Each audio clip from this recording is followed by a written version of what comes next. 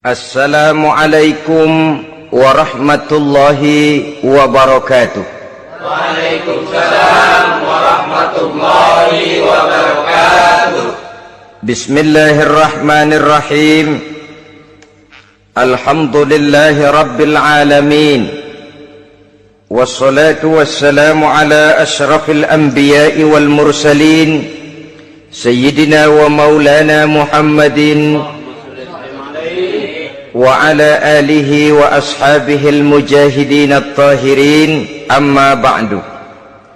Saudara-saudara kaum muslimin seiman dan sekeyakinan yang berbahagia, pada suatu hari seketika sedang berkumpul dengan para sahabat, Rasulullah pernah memberikan peringatan.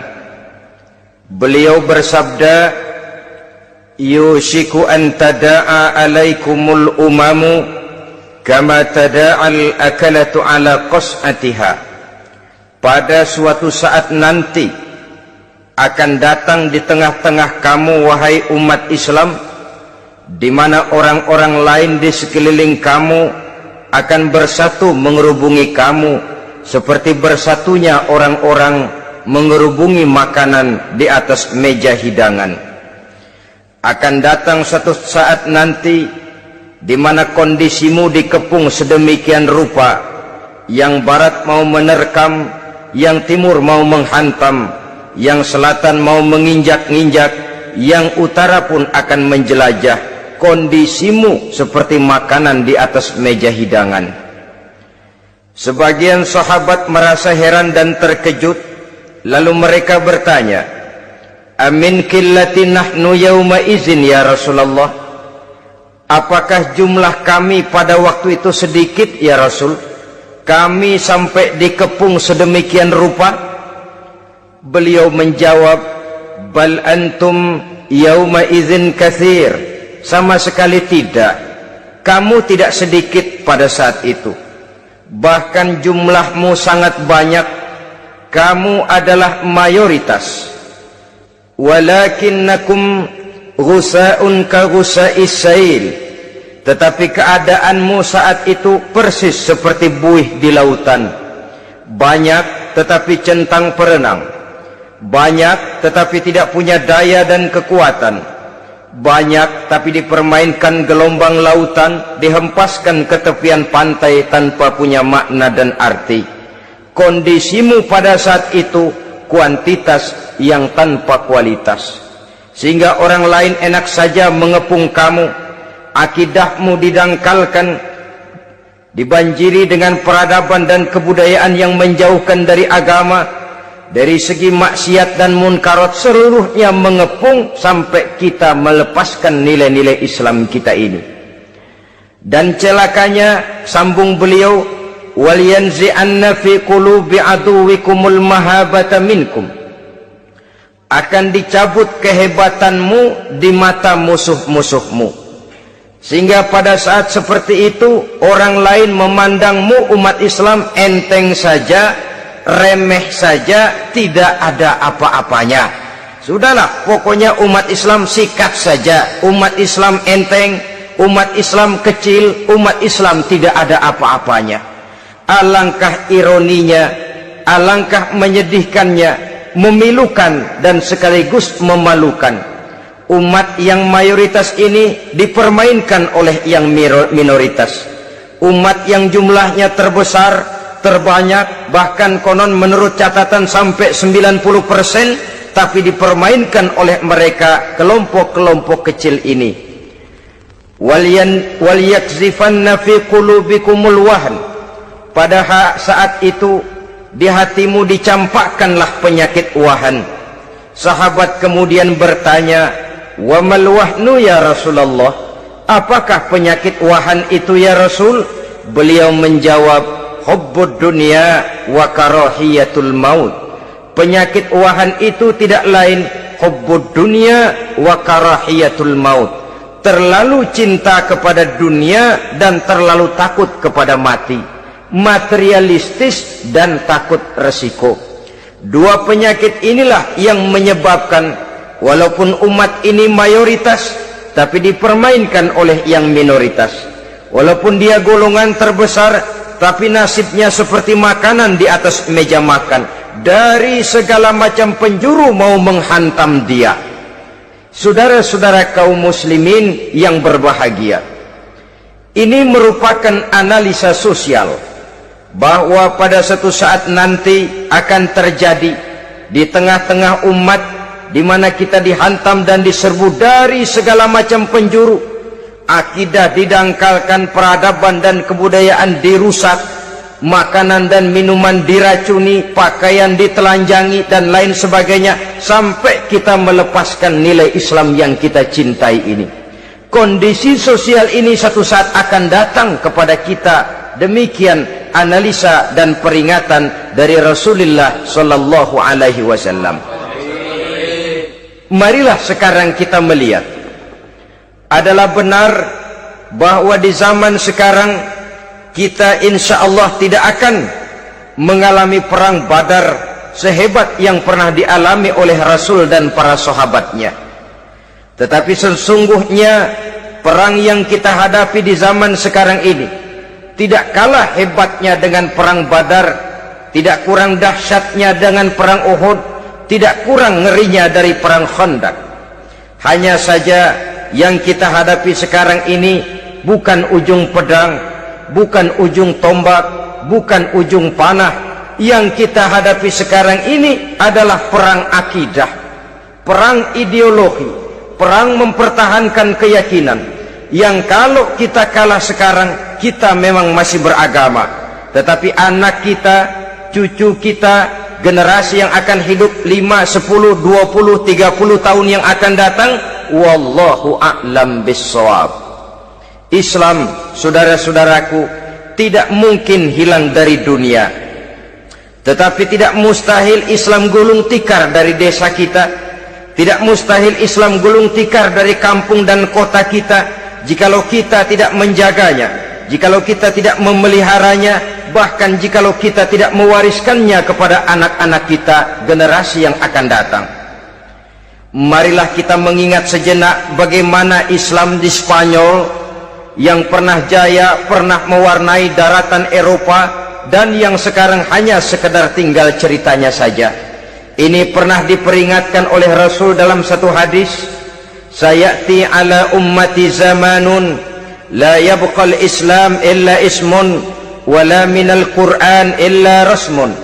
Akan datang satu masa di tengah umatku di mana pada masa itu Islam ada tapi hanya tinggal sekedar namanya saja, dan Quran pun ada tapi cuma sekedar tinggal tulisannya saja. Apabila kita tidak mewariskan ini kepada generasi yang akan datang, maka serbuan-serbuan dari berbagai macam penjuru dari hari ke hari semakin kita rasakan kehebatannya. Tidak mustahil sejarah Spanyol akan terjadi di desa kita, akan terjadi di kampung kita, akan terjadi di kota kita. Orang Spanyol kalau mereka cerita kepada anaknya, mereka akan cerita, "Nak, di sini dulu ada masjid." "Kapan, Pak?" Dulu bener dah. Banyak orang Islam kalau hari Jumat pada sembahyang, "Kapan itu, Pak?" Dulu sekali. Sekarang cuma sekedar tinggal ceritanya saja. Bukankah sesuatu yang sangat tidak mustahil apabila kita tidak menjaga dan mewariskan Islam ini kepada generasi yang akan datang, maka serbuan-serbuan akan membawakan hasil yang diinginkan oleh para penyerbu itu tadi. Kita sudah menjadi umat yang mayoritas, tetapi umat yang mayoritas ini menurut Rasul dikepung sedemikian rupa, akidahnya didangkalkan, peradaban dan kebudayaannya ditekan sedemikian rupa, kehidupan sosialnya dibuat individualis, kemudian dari segi pergaulan, pakaian, makanan, minuman dan sebagainya diracuni, sampai dia tidak lagi berpegang teguh kepada agamanya. Dan dikala itu hilang kehebatan umat ini di mata musuh-musuhnya. Orang lain memandang kita ringan saja, enteng saja, satu umat yang sudah kehilangan wibawa. Padahal konon kabarnya kita mayoritas, tapi enak saja dikutak-kutik orang lain. Dan dikala itu di hati kita merajalela penyakit uahan. Penyakit uahan itu apa? Pertama, hubbud dunia, terlalu cinta kepada dunia.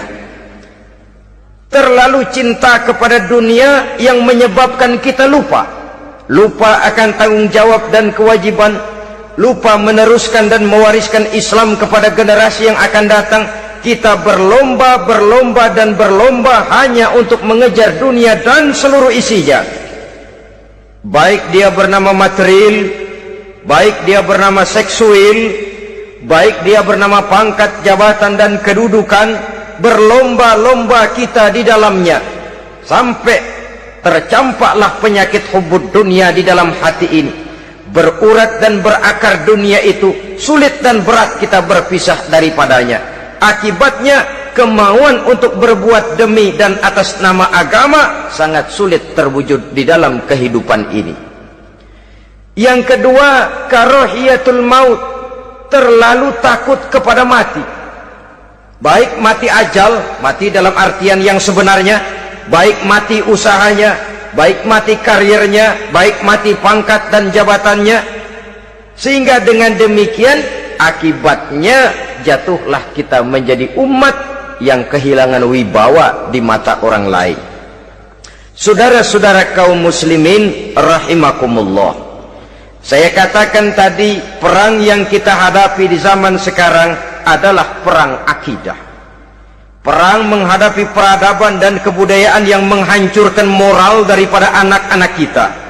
Perang menghadapi banjirnya maksiat dan munkarat, yang di tengah-tengah itu, di samping berkewajiban menjaga diri dan keluarga, kita pun juga berkewajiban menjaga anak-anak kita, generasi yang akan datang, mengarahkan dan mendidik mereka sesuai dengan yang dikehendaki oleh Allah Subhanahu wa ta'ala.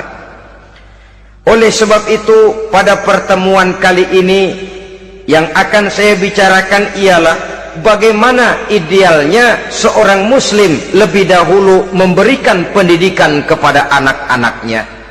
Di tengah satu situasi dan kondisi di mana serbuan datang silih berganti melanda dan menghantam umat Islam, kemana anak-anak kita ini harus kita arahkan? Karena kita orang tua mempunyai tanggung jawab. Anak adalah amanah, menyia-nyiakan amanah adalah dosa, dan dosa itu merupakan satu dosa yang besar. Bahkan orang tua bisa saja masuk neraka kalau tidak bertanggung jawab tentang anak-anaknya. Satu riwayat menjelaskan, ada orang soleh, ngajinya cukup, sholatnya cukup, puasanya cukup, zakatnya cukup, di mana ada majelis taklim hadir, baca Quran hobi, fitnah orang tidak pernah. Di akhirat setelah disidang dia ternyata lebih banyak kebaikannya daripada kejahatannya, maka dia pun diperintahkan dan dipersilahkan masuk ke dalam surga. Giliran anaknya disidang, biang okem nih anak. Ditanya, siapa Tuhanmu? Tidak tahu. Siapa nabimu? Ente nyaho. Apa kitabmu? Ora gelem. Kamu pernah sholat? Tidak. Zakat? Tidak. Puasa? Tidak. Judi? Hobi. Zina? Tiap malam. Mabuk? Berat. Wah, brengsek kamu. Kebaikan tidak ada barang sedikit pun, sementara kesalahan dan dosa berlipat ganda. Kamu neraka. Anak ini protes. Benar, saya tidak kenal siapa Tuhan saya.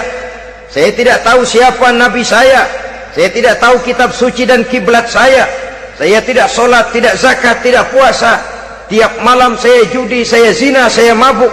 Tapi saya kerjakan semua itu karena saya tidak tahu dan orang tua saya tidak pernah memberitahu saya.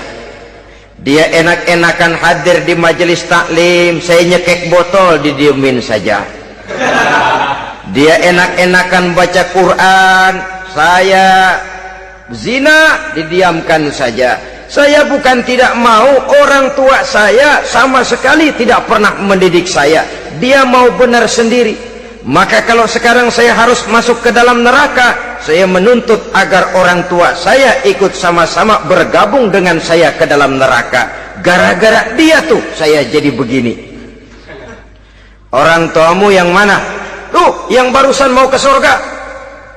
Ini orang tua yang sudah mau berangkat ke surga dipanggil. Sebentar dulu, Mas. Ini benar anak kamu? Iya, Pak.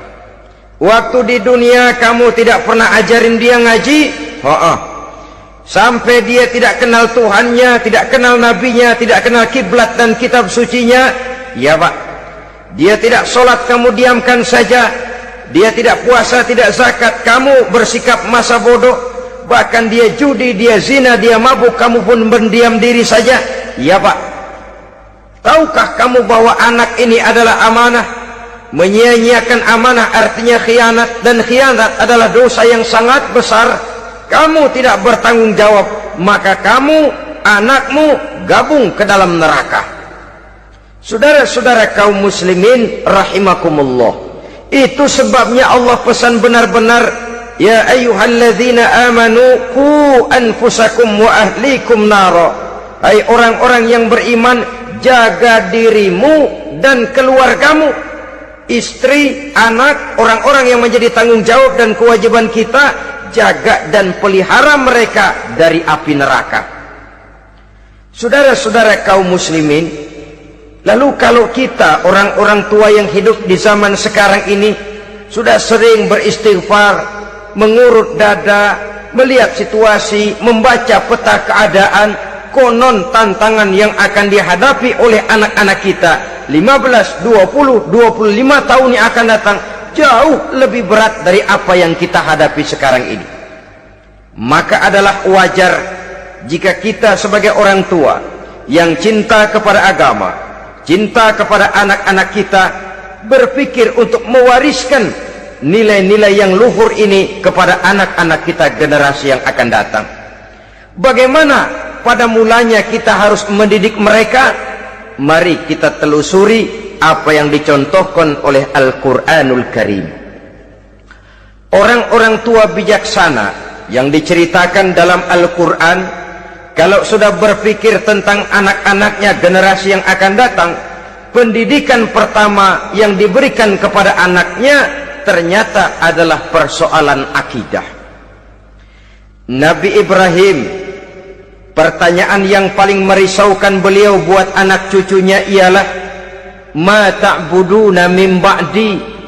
Saudara bisa lihat surah Al-Baqarah ayat 133. Anak-anakku, kalau pada satu saat nanti aku, ayahmu ini sudah tidak ada lagi, meninggalkan kamu semua, meninggalkan kehidupan dunia ini, ma ta'buduna min ba'di, apa yang akan kamu sembah nak kalau ayah sudah tidak ada lagi? Jikalau ayahmu sekarang masih rajin ke masjid, melakukan rukuk dan sujud, i'tikaf dan membaca Quran, kalau satu saat ayahmu meninggalkan dunia ini, masihkah engkau mau ke dalam masjid? Masihkah engkau rukuk dan sujud? Masihkah engkau i'tikaf?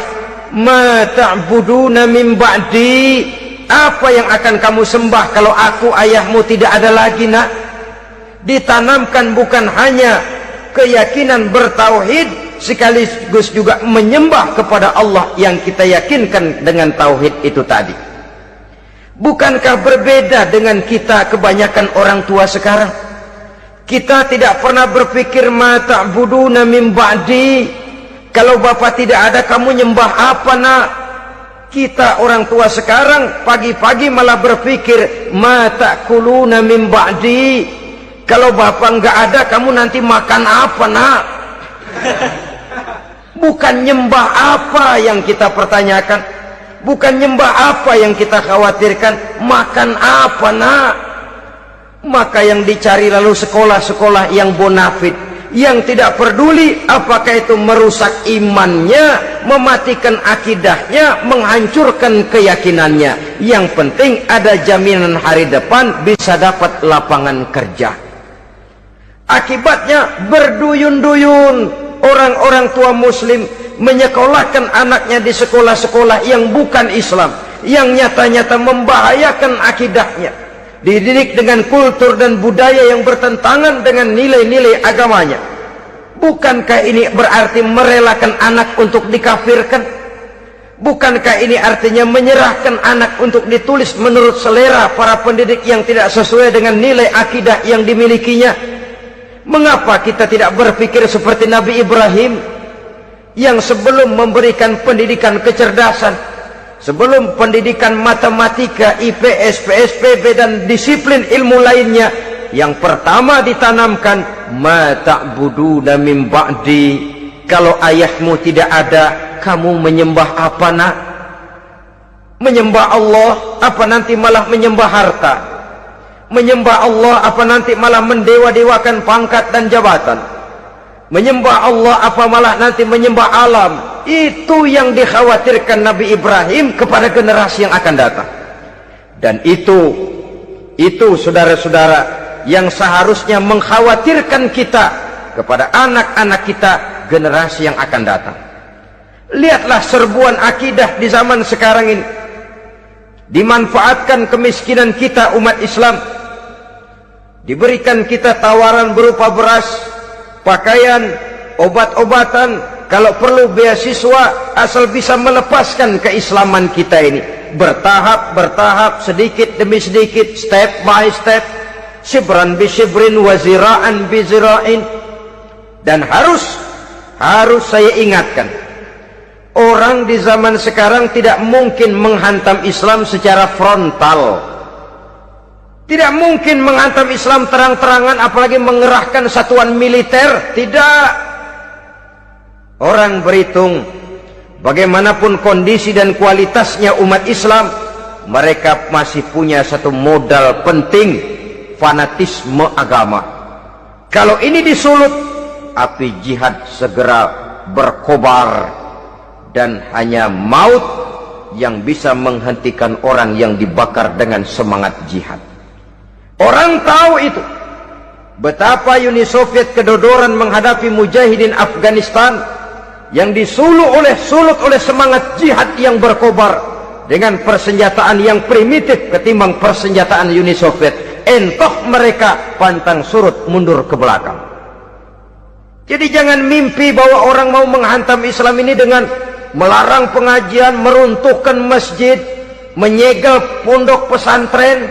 Tidak.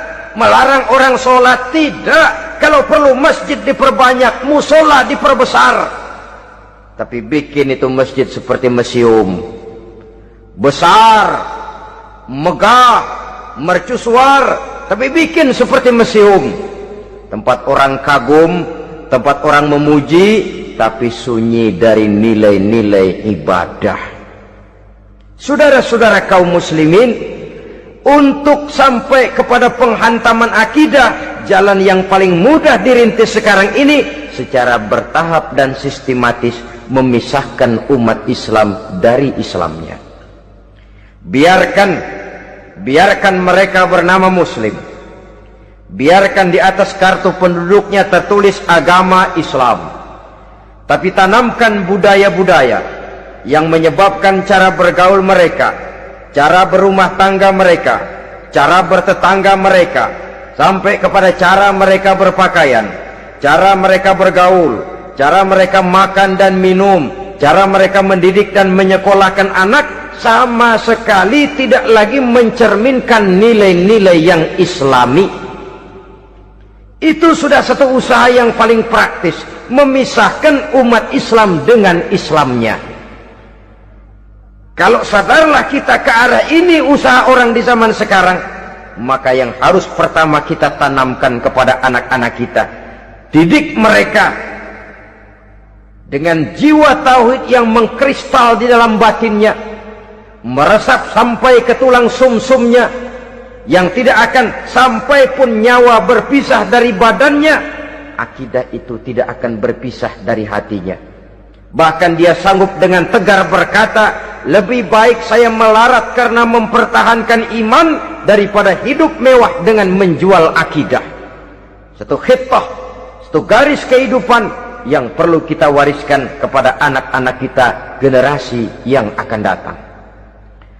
Dahulu ada satu tradisi, saudara-saudara. Kalau anak gadis kita dilamar orang lalu bertanya, anakmu mau ngelamar gadis saya, apa sudah khatam Quran berapa kali? Apa sudah bisa baca kitab macam-macam dan lain sebagainya? Sehingga lahirlah satu kebanggaan. Apapun motifnya, tapi pertanyaan semacam ini zaman sekarang sudah langka. Paling-paling yang ditanya kalau anaknya dilamar orang, anakmu kerja di mana? Gajinya sebulan berapa? Kendaraannya bebek apa soal? Apa-apa? Itu yang kita pertanyakan, berkisar di seputar materi, kerja, job, status sosial, dan lain sebagainya. Perkara bisa baca Quran atau tidak, nomor 18. Perkara sembahyangnya rajin apa tidak, nomor 36. Saudara hadirin, akibatnya terjadi pergeseran nilai. Maka mendidik anak menurut tuntunan Quran adalah seperti yang diberikan contoh oleh Luqmanul Hakim, yang diceritakan dalam surah Luqman mulai ayat 11 dan selanjutnya. Apa pendidikan pertama yang harus kita berikan kepada anak? Pertama, ya bunayya la tusyrik billah. Wahai anakku, jangan sekali-kali engkau menyekutukan Allah. Nak, jaga tauhid, pelihara iman, mantapkan akidah. Ini dasar yang pertama. Belum lagi anak mengenal berbagai macam disiplin ilmu, yang pertama ditanamkan tauhid. Ini yang mendasari kehidupan. Ini yang akan mewarnai dan menjadi warna dari kepribadian seseorang. Sentuhan jiwa tauhid di dalam diri si anak. Belum lagi sempat dia kenal yang lain. Yang pertama yang kita tanamkan, kita wariskan, kita berikan, la tusyrik billah. Jangan sekali-kali menyekutukan Allah. Nah, kalau ini sudah tertanam, ini sudah merupakan satu fondasi yang kuat. Selebihnya nanti tinggal melihat bakat si anak, kemana dia harus dididik ini. Yang terpenting nilai iman lebih dahulu tanamkan. Dan untuk menghancurkan nilai keimanan, saudara-saudara, saya katakan, ingatkan kepada hadis di awal tadi, dikepung kita dari berbagai macam penjuru agar bila bisa melepaskan nilai-nilai iman dan keyakinan. Proses pendangkalan akidah, ditanamkan keraguan kepada agama, ditanamkan rasa malu beragama, sholat malu, baca Quran malu, berangkat ke masjid malu, pakai jilbab malu. Ditanamkan rasa malu beragama, sehingga bertahap sedikit demi sedikit kita mulai berpisah dengan kehidupan beragama. Ditanamkan hal yang sedemikian rupa dari berbagai macam penjuru. Dihantam akidah, akidah kuat, dihantam dari segi peradaban dan kebudayaan. Diperbanyaklah peradaban dan kebudayaan yang bukan mendekatkan kita dengan agama, malah mendekatkan kita dengan neraka. Menjauhkan kita dari agama, menjauhkan kita dari nilai-nilai luhur yang diwariskan oleh orang-orang tua kita terdahulu. Adalah kewajiban kita yang pertama, mendidik anak, menanamkan roh, jiwa, dan semangat tauhid di dalam diri mereka. Saudara-saudara kaum muslimin rahimakumullah, kenapa kita lebih dahulukan menanamkan jiwa, roh, dan semangat tauhid ini kepada anak-anak kita? Pertama, kita tidak hanya ingin sekedar mempunyai anak yang pintar, tetapi lebih daripada itu kita pun ingin mempunyai anak yang benar. Segala macam disiplin ilmu, segala macam bentuk penalaran ilmiah dan pengisian intelektualitas manusia mungkin di satu sisi akan membuat dia pintar, tapi di sisi lain belum tentu akan membuat dia benar. Nabi pernah memberikan peringatan, man izdada ilman wa lam yazdad huda lam yazdad minallahi illa bu'da.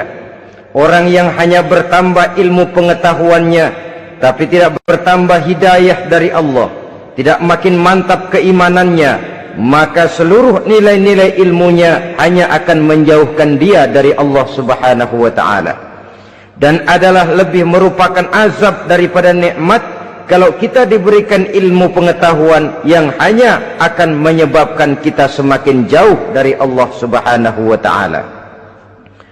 Yang kedua, sesungguhnya roh, jiwa dan semangat tauhid yang melekat dalam diri anak pada puncaknya akan melahirkan satu disiplin murni yang tumbuh dari dalam dirinya sendiri, di mana si anak dalam kehidupannya merasakan dimanapun dia berada, kemanapun dia pergi, ia selalu merasakan kehadiran Allah dekat dalam hidupnya. Ia sadar sesadar-sadarnya bahwa tidak ada satu perbuatan yang bagaimanapun kecilnya yang bisa disembunyikan dari kekuasaan Allah Subhanahu wa taala. Yang ketiga, dengan penanaman roh, jiwa dan semangat iman ini, maka diharapkan anak-anak nanti pada pertumbuhannya sanggup mengendalikan hawa nafsunya. Dengan kata lain, bahwa penanaman jiwa tauhid, penanaman roh dan semangat keimanan ini merupakan kondisi dasar yang harus dilakukan sebelum yang lain-lainnya.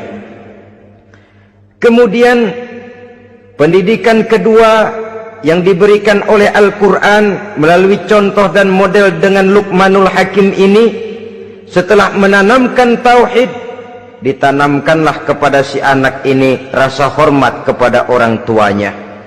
Wa wassaynal insana biwalidayhi, dan kami wasiatkan kepada manusia untuk berbakti kepada ibu bapaknya.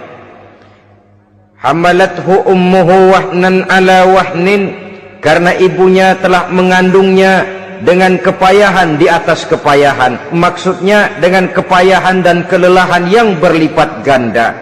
Sehingga ketika Rasul ditanyakan orang, "Ya Rasul, siapa yang paling harus saya taati di dunia ini?" Beliau menjawab, "Ibumu." Kemudian, "Siapa lagi ya Rasul?" "Ibumu." Setelah itu, "Siapa lagi ya Rasul?" "Ibumu." Dan kemudian, "Siapa ya Rasul?" "Bapakmu." Ibu, ibu, ibu, bapak. Bahkan al-jannatu tahta aqdamil ummahat, surga berada di bawah telapak kaki ibu. Bagaimana menanamkan rasa hormat kepada orang tua di hati anak? Tentu yang pertama, bagaimana orang tua bisa memberikan keteladanan. Marilah kita sebagai orang-orang tua ini menyadari bahwa sebelum anak kenal sekolah dasar, sebelum anak kenal TK, ibtidaiyah, sanawiyah, sampai kepada perguruan tingginya, yang pertama dia kenal adalah lingkungan rumah tangganya, gurunya adalah ibu bapaknya. Di sini berlakulah apa yang dinamakan keteladanan. Keteladanan jauh lebih berhasil daripada sekedar teori-teori yang muluk. Keteladanan jauh lebih berhasil daripada berbagai macam indoktrinasi dan penataran. Kurangnya keteladanan akan menyebabkan anak mencari pola. Apabila kita orang tua ini tidak bisa memberikan keteladanan yang baik kepada anak-anak kita, maka pada suatu saat anak-anak akan menganggap enteng dan kehilangan wibawa kita sebagai orang tua di mata mereka. Dikala itu akan sangat sulit kita membentuk kepribadian mereka. Bukankah di zaman sekarang ini kita banyak mengalami krisis wibawa, krisis figur? Ada yang karena rapotnya merah melulu, gurunya dikeroyokin. Pak guru pulang sekolah dicegat. Bahkan nyaris ada orang tua pernah dibunuh oleh anaknya sendiri, dan lain sebagainya. Kasus-kasus yang sebenarnya tidak perlu terjadi, karena memang bukan saja bertentangan dengan nilai budaya kita sebagai bangsa, tapi juga bertentangan dengan ajaran agama kita sendiri. Krisis wibawa, krisis figur, yang juga akibatnya harus kita sadari banyak faktor yang membentuk kepribadian anak. Pergaulannya, yang dibacanya, yang ditontonnya, yang disaksikannya di dalam kehidupan. Benar kita menyekolahkan mereka, tapi berapa jam mereka di sekolah? 6 jam, 7 jam paling lama. Sedangkan mereka hidup 1 hari 1 malam 24 jam. Kalau cuma 7 jam di sekolah, ini berarti lebih banyak dia di luar sekolah. Dan di luar sekolah itu artinya ya rumah tangganya, ya temannya, ya lingkungan di mana dia tinggal, yang seluruhnya sangat besar pengaruhnya dalam ikut membentuk kepribadian anak-anak kita. Saya katakan tadi, di samping kita menghadapi perang akidah, kita pun berhadapan di dalam perang menghadapi peradaban dan kebudayaan yang bukan saja menjauhkan kita dari agama, tetapi sanggup menghancurkan moral daripada anak-anak kita. Secara pribadi, saudara-saudara, saya iri, saya kagum misalnya dengan kemajuan yang diperoleh oleh negara tetangga kita, Jepang misalnya. Padahal tahun 45 ia pun hancur lebur oleh meledaknya atom di Hiroshima dan Nagasaki. Tapi bagai satu tenaga raksasa kemudian Jepang bangkit menjadi satu negara superpower di Asia. Bahkan gurunya saja Amerika sekarang ini kewalahan menghadapi perang dagang dengan Jepang ini. Dan yang menarik, Jepang bisa maju dan modern dengan tetap menjadi Jepang, tanpa harus kehilangan identitasnya sebagai satu bangsa, tanpa harus kehilangan kepribadiannya sebagai satu bangsa. Sebagai negara yang sedang berkembang, kita sering latah. Kita ingin meniru Barat, tapi bukan teknologinya, westernisasinya yang kita tiru. Bukan isinya, kulitnya yang kita ambil. Akibatnya apa? Modernnya belum, orangnya sudah Barat. Bergaulnya sudah cara Barat, berumah tangganya sudah cara Barat, berpakaiannya sudah cara Barat, mendidik anaknya sudah cara Barat. Di mana ketemu orang tua cukup hello daddy. Kulitnya kita ambil, sementara isinya kita campakkan. Ironi dan menyedihkan. Padahal kita sesungguhnya bisa maju dan modern, bisa mengejar segala ketinggalan dan keterbelakangan kita, dengan tetap menjaga nilai-nilai luhur budaya kita sebagai satu bangsa, mengambil isinya, dan kalau memang tidak perlu lalu mencampakkan kulitnya. Pengaruh peradaban dan kebudayaan yang menghancurkan moral daripada anak-anak kita oleh pesatnya arus teknologi, oleh pesatnya arus komunikasi, di mana hal-hal yang terjadi di belahan dunia lain dapat kita saksikan hari ini juga melalui layar televisi. Yang terjadi di Amerika, di Eropa, di Afrika, di ujung dunia yang paling ujung sekalipun, di ujung dunia yang paling ujung, hari ini kejadian, hari ini sudah bisa kita saksikan. Pesatnya arus komunikasi, kalau jatuh ke tangan anak-anak kita yang belum mempunyai filter, daya saring positif, akan dicerna oleh mereka tanpa memilah dan memilih. Akibatnya, orang kampung bilang kelolodan. Makan nggak dikunyah lagi. Tentu saja akhirnya kelolodan, dan kalau sudah kelolodan menyusahkan kita seluruhnya. Oleh karena itu budaya menghormati orang tua perlu dijaga, perlu dipelihara dan diwariskan kepada anak-anak kita. Tali silaturahmi sehingga ada respeknya kepada orang tuanya. Jangan bapaknya dianggap CS, ibunya dianggap CS, kakeknya dianggap CS. Hilang rasa respek, hilang rasa menghormati. Sementara orang tua sendiri tidak bisa memberikan keteladanan, kurang mendapat perhatian dan lain sebagainya. Apalagi kalau baik ibu maupun bapak adalah orang-orang karier yang setiap hari sibuk menghadapi tugas masing-masing. Bapak sibuk rapat, pindah kantor sana kantor sini, ibu sibuk arisan, besarlah anak-anak di tangan pembantu dan lain sebagainya, sehingga dia merasa kurang mendapat perhatian, dan ini akan ikut membentuk warna dari kepribadian yang dimilikinya. Sampai kepada pelosok-pelosok desa, jaringan televisi memang menguntungkan, Tapi kalau sudah sampai kepada menayangkan budaya-budaya yang tidak sesuai dengan pola di mana mereka tinggal, pola lingkungannya, dan ingin mereka terapkan dalam kehidupan, ironi dan menyedihkan. Maka sering dikatakan, jikalau ABRI masuk desa, rakyat beruntung. Jikalau listrik masuk desa, rumah jadi terang. Jikalau koran masuk desa, rakyat jadi cerdas. Jikalau hakim masuk desa, rakyat lalu sadar hukum. Tapi jikalau maksiat dan munkarat masuk desa, minuman keras masuk desa, judi masuk desa, pelacuran masuk desa, rakyat tentu kiamat. Dan kita harus punya budaya untuk memilah dan memilih, mempunyai filter untuk jadi daya saring positif. Oleh karena itu, saudara-saudara, tahap kedua setelah menanamkan jiwa tauhid kepada anak, tanamkan rasa hormat kepada orang tuanya. Orang tua itu ibu bapaknya, orang tua itu guru-gurunya yang mengajarkan dia, atau yang dianggap tua yang lebih senior dari dia. Karena tidak ada satu peradaban yang berdiri sendiri. Bagaimanapun maju dan modernnya kita sekarang, tentu merupakan mata rantai yang berkaitan dari generasi terdahulu. Ini yang kedua. Setelah tauhid, berbakti kepada ibu dan bapak. Tidak ada satu kebahagiaan yang bisa ditegakkan di dunia ini tanpa doa, tanpa restu daripada ibu dan bapak. Ini keramat hidup. Doanya dikabul Allah dan kutuknya juga dikabul oleh Allah Subhanahu wa ta'ala. Jadi mendidik anak setelah menanamkan jiwa tauhid, menanamkan rasa hormat dan taat berbakti kepada ibu bapaknya.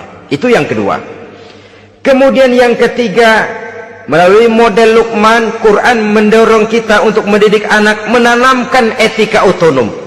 Apa itu?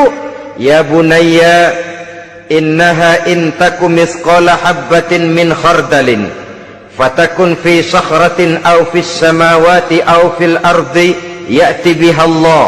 Wahai anakku, sesungguhnya kalau ada satu kebaikan yang kamu kerjakan, kecil, tidak nampak oleh pandangan mata yang zahir, yang kecil itu tersembunyi di puncak langit, di dasar bumi yang paling dalam, atau di tengah batu hitam sekalipun, Allah pasti mengetahuinya dan pasti akan memberikan balasan yang seadil-adilnya. Pendidikan apa ini? Pendidikan moral, menanamkan etika otonom. Nah, kau berbuat baik jangan karena dilihat orang. Kau tidak mau melakukan kejahatan jangan cuma karena ada polisi. Kalau ada polisi kau tidak mau jahat, kucing juga begitu. Coba lihat kucing, taruh ikan asin di piring kaleng, tongkrongin, aduh kucing kalem, sopan, tenang. Sedikit kita lengah, habis ikan digarap. Tapi ditanamkan satu kesadaran, kemanapun kau pergi, nak, apapun yang kau kerjakan, tersembunyi di tengah batu, di dasar bumi, di puncak langit, Allah pasti tahu. Dalam bahasa yang ringan, nak, kita ini diawasi oleh dua hiperkomputer yang maha sensitif, produksi langit, mereknya Rokib dan Atid. Itu komputer yang sangat peka dan sensitif. Jangankan kita berbuat, kita berniat baik saja, komputer sudah nyatat sendiri. Inilah yang orang sekarang namakan waskat, nah, pengawasan malaikat. Kalau hidup sudah merasa diawasi oleh malaikat, waskat berhasil. Tapi kalau waskat sudah diawasi malah nekat, itu yang gagal. Atau yang diawasi dan yang mengawasi sama-sama sepakat, nah, itu juga bisa cincai. Saudara-saudara kaum muslimin rahimakumullah, waskat dalam pengertian kita muslim, bagaimana hidup ini merasakan diawasi oleh malaikat. Intelektualitas yang tinggi sekalipun, IQ yang nilainya plus sekalipun, disiplin ilmu yang bagaimanapun banyak yang memenuhi benak kita, tanpa diiringi oleh etika otonom, orang sering mencari celah dan kesempatan. mencari celah dan kesempatan.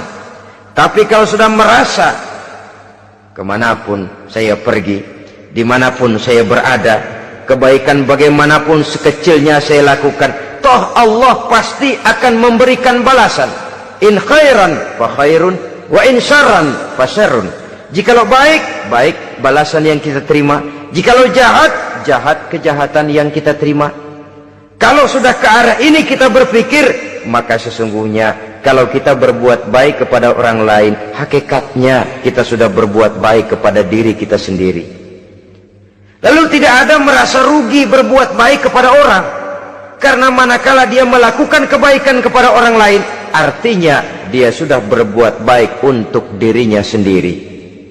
Jadi setelah tauhid, kemudian berbakti kepada ibu bapak, yang ketiga baru pendidikan tentang akhlak, tentang moral. Pola ini yang sering terlupakan oleh kita, bahwa bagi kita itu pendidikan tidak lain upaya mencerdaskan otak anak. Jangan sampai sebab ini kelihatannya pembangunan makin maju, persaingan hidup makin tajam, tensi ekonomi semakin tinggi, sementara jumlah tenaga kerja dengan lapangan kerja yang tersedia jauh dari mencukupi. Jikalau tidak membekali anak dengan pendidikan yang menunjang lapangan pekerjaan, orang tua khawatir, takut sekali anaknya jadi gelandangan. Dikhawatirkannya kehidupan dunia ini, sementara dia lupa kalau anaknya bisa jadi gelandangan di akhirat. Padahal selama-lamanya gelandangan di dunia, paling seumur manusia itu 60 tahun, 70 tahun lah umur orang sekarang. 70 itu sudah luar biasa itu. Tapi kalau harus menggelandang di akhirat, menjadi gelandangan di akhirat, alangkah menyedihkannya. Apakah akan kita korbankan satu kehidupan yang langgeng, abadi, cuma karena tertipu oleh fata morgana dan kamuflase? Kita korbankan yang sedikit, kita korbankan yang besar karena kita memilih yang sedikit. Dalam bahasa Al-Quran memang pernah diceritakan hidup ini hakikatnya perlombaan, saudara-saudara. Perlombaan. Dan di dalam perlombaan itu ada yang menang, ada yang kalah. Al-Quran lalu memberikan peringatan, Alhaakumut takatsur, kamu telah lalai karena berlomba-lomba memperbanyak harta, mempertinggi pangkat dan kedudukan, hatta zurtumul maqabir, sampai kamu akan masuk ke liang kubur baru sadar. Apalagi kalau napas sudah sampai di tenggorokan. Persis Fir'aun sudah tenggelam di lautan merah, mau mampus, baru dalam sekaratnya amantu birabbi Musa wa Harun. Kalau begini caranya, saya juga percaya kepada Tuhan Musa dan Harun, percaya kepada Allah.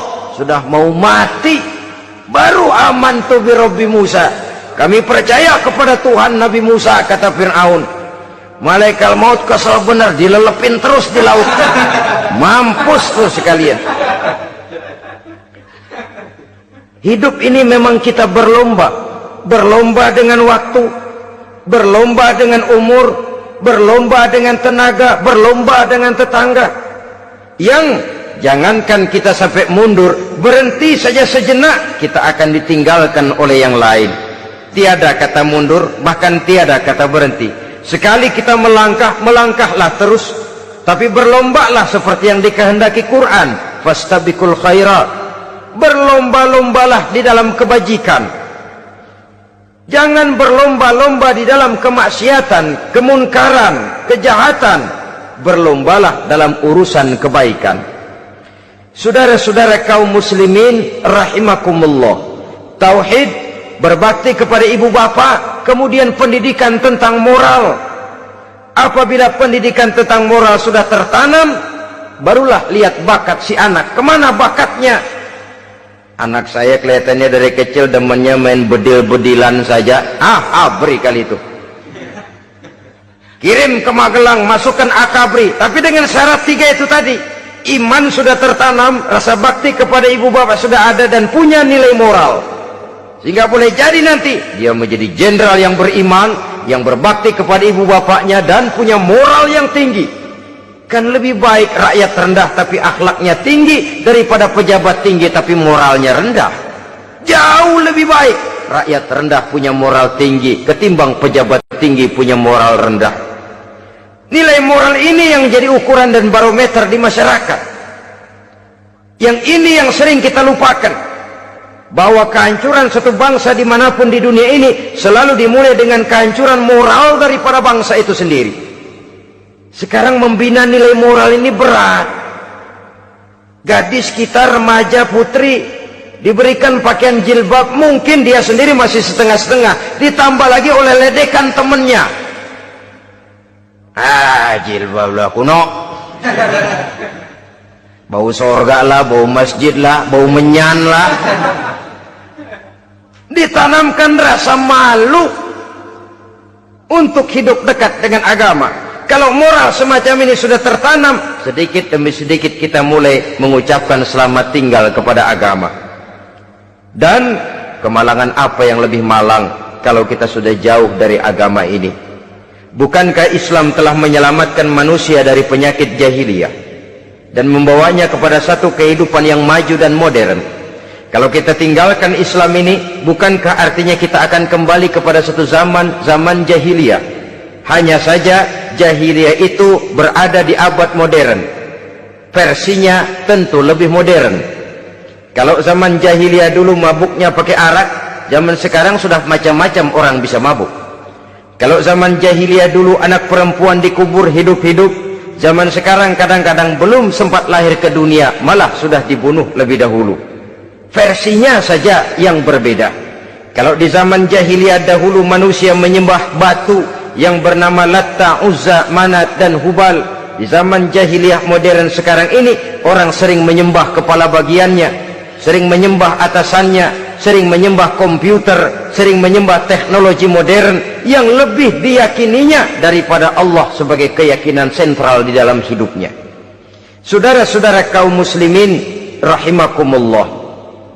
Jadi yang ketiga, nilai moral yang ditanamkan kepada anak-anak kita supaya dia bisa menghadapi tantangan-tantangan hidup yang semakin berat ini dengan tetap berpegang teguh kepada nilai-nilai moral yang diwarnai oleh jiwa keimanannya yang bersumber dari ajaran agamanya.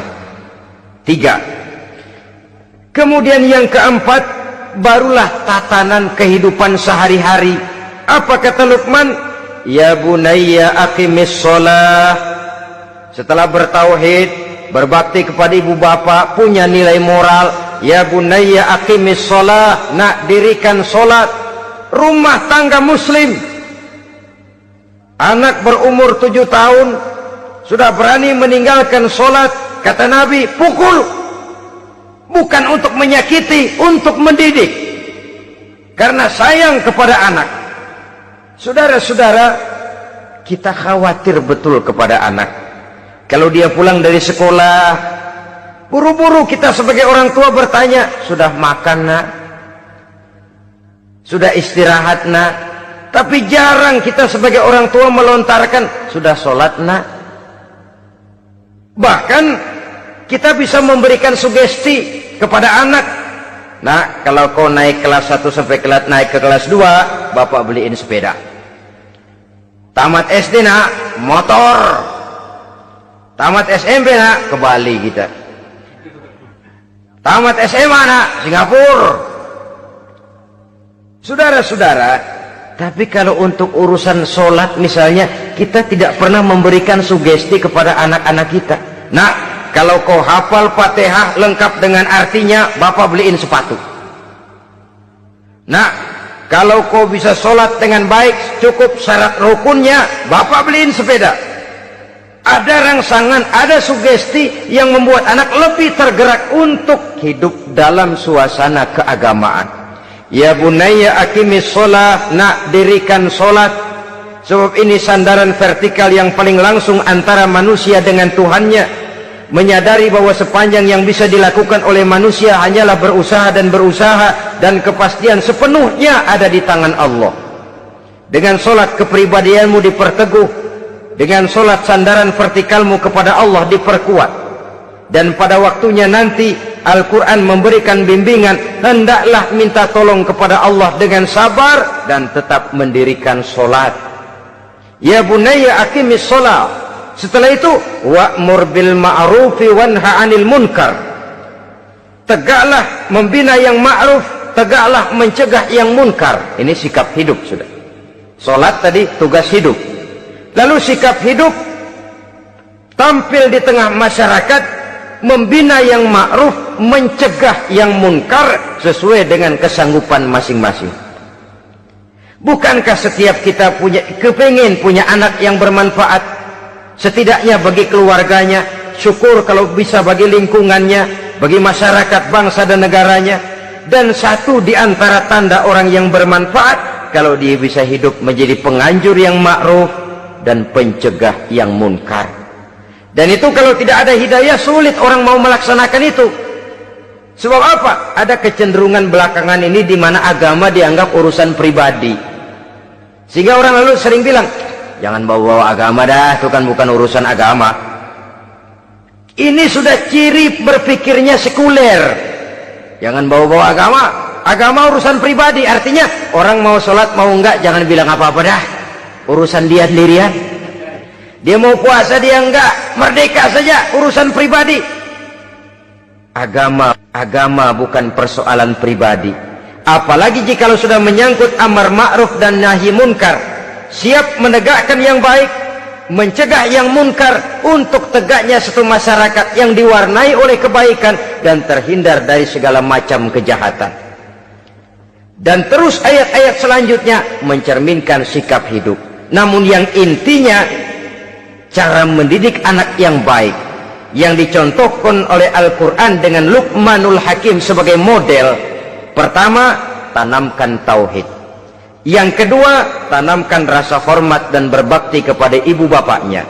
Yang ketiga, tanamkan moral, nilai akhlak yang tinggi. Setelah itu yang keempat, biasakan hidup dalam suasana keagamaan. Kontrollah sholatnya, kontrollah baca Qur'annya, kontrollah puasanya di bulan Ramadan. Ajaklah anak-anak sholat berjamaah, sehingga dengan demikian dia terbiasa oleh satu suasana yang mendekatkan dia dengan nilai agamanya. Dari sana diharapkan nilai-nilai ilmu yang didapatnya dari bangku sekolah akan menciptakan keseimbangan dengan yang ditanamkan oleh orang tuanya dalam bentuk yang dijelaskan oleh surah Luqman itu tadi. Sehingga apabila keseimbangan ini terwujud, akan menjalin keseimbangan dalam pola berpikir, dan keseimbangan dalam pola berpikir akan melahirkan keseimbangan dalam perbuatannya. Terwujudlah kita harapkan insan yang fid dunya hasanah wa fil akhirati hasanah. Inilah harapan kita semua. Mudah-mudahan Allah memberikan kekuatan kepada kita untuk mewariskan nilai-nilai yang baik kepada generasi yang akan datang, sehingga esok harus lebih baik daripada hari ini, dan lusa harus lebih baik daripada hari esok. Terima kasih atas perhatian saudara. Mohon maaf atas segala kekurangan. Usikum wa nafsi bitaqwallah. Wassalamualaikum warahmatullahi wabarakatuh. Waalaikumsalam warahmatullahi